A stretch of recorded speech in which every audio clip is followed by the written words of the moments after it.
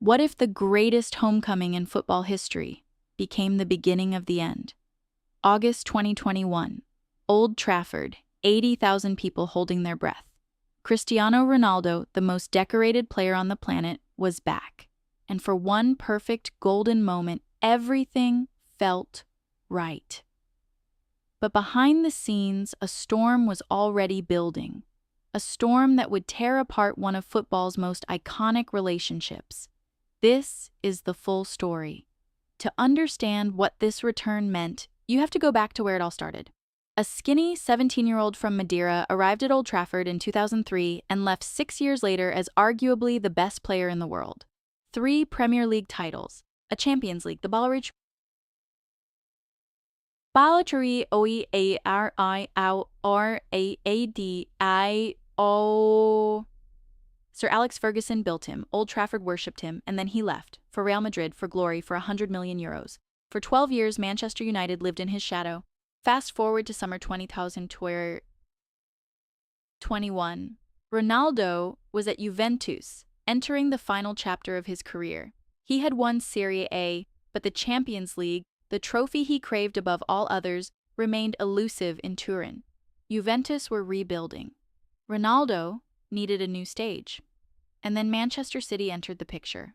Pep Guardiola's City.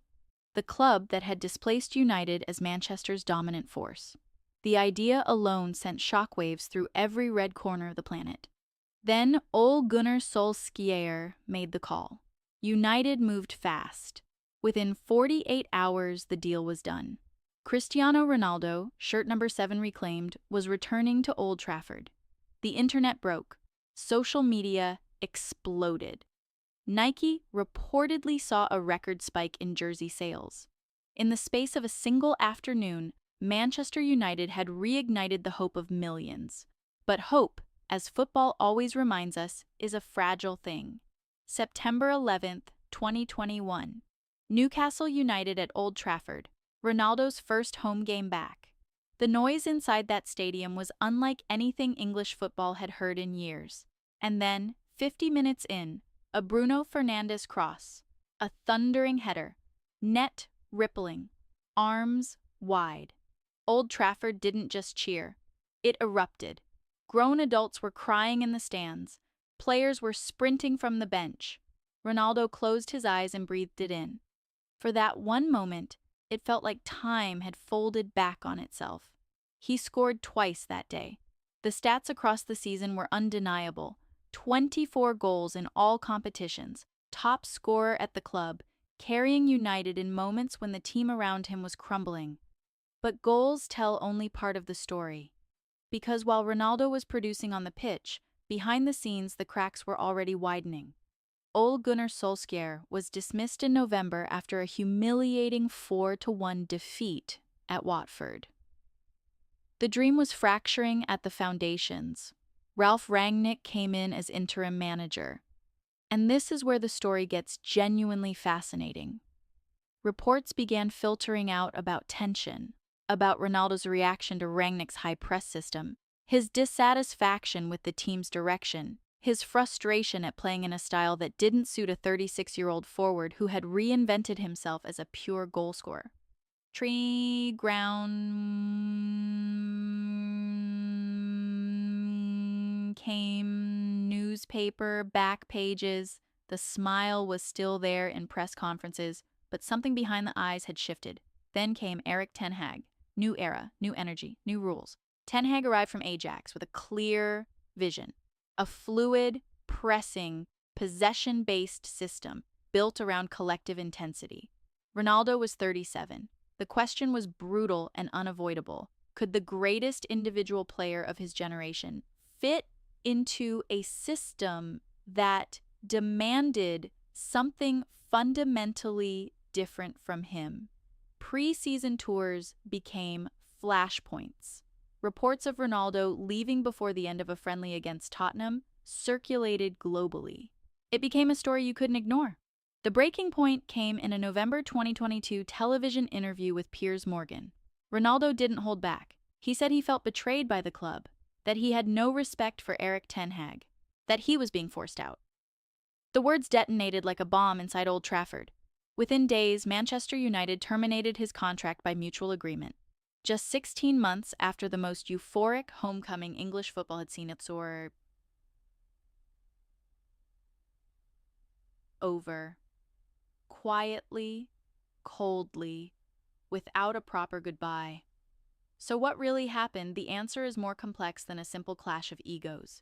At its core, this was a story about a footballer who had redefined himself, who had transformed from a winger into a striker, from athletic brilliance into positional mastery, colliding with a football philosophy that demanded constant movement, pressing, and self-sacrifice. Ten Hag's system was built for players like Marcus Rashford, Anthony Martial, and later Rasmus Højlund. It simply was not built for Cristiano Ronaldo. There is also a psychological dimension here that deserves respect. Ronaldo had spent his entire career bending reality to his will, training harder, wanting more, refusing to accept limits. That relentless drive made him the greatest, but it also made compromise almost psychologically impossible. When a club's direction no longer matched his ambition, when he sensed he was becoming peripheral rather than central, his response was always the same: force a move. At Juventus, at United. It wasn't arrogance alone, it was survival instinct. Despite the painful ending, Ronaldo's second spell at United cannot simply be dismissed. 24 goals, moments of genuine brilliance, a hat-trick against Tottenham, a last-minute winner against Villarreal in the Champions League that made Old Trafford shake. He reminded the world, and perhaps reminded himself, that at 36, he could still do things that most footballers could only dream of. That chapter of his career, fractured as it was, still contained gold. And then came Al Nassr, Saudi Arabia, a move that divided opinion across football. Some called it a retirement tour. Others called it the beginning of a new frontier, one that would see Neymar, Benzema, and Firmino follow in his footsteps, transforming the Saudi Pro League into something the football world could no longer ignore. Whether you see that as legacy or compromise says more about how you define greatness than it does about Ronaldo himself. He's still scoring, still obsessing, still refusing to be finished. The story of Ronaldo's return to Manchester United is ultimately a story about time, about the impossible tension between who a player was and who the game needs them to become. The homecoming goal against Newcastle will live forever. The Piers Morgan interview will live forever too. Both are true. Both are him. And perhaps that is exactly what makes Cristiano Ronaldo the most compelling figure football has ever produced. The beauty and the chaos exist in equal measure, inseparable, electric, and utterly unforgettable. So here's the question we want to leave you with. And we genuinely want to hear your answer in the comments below. Was Ronaldo's return to United a mistake, or was it the club that failed him? Drop your take below. If you think this era deserved a better ending, smash that like button. And if you're new here, subscribe because we cover football the way it deserves to be covered, with the drama, the truth, and the full story. See you in the next one.